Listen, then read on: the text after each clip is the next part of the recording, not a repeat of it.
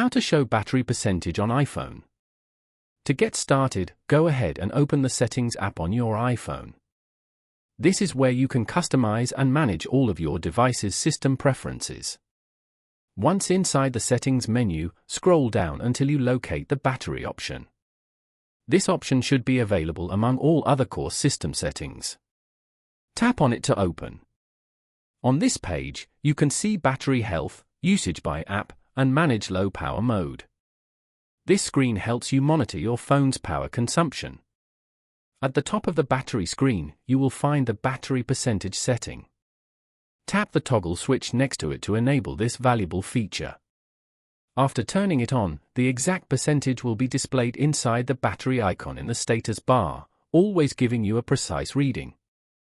Following these steps, you can easily show the battery percentage on an iPhone. Thank you for watching.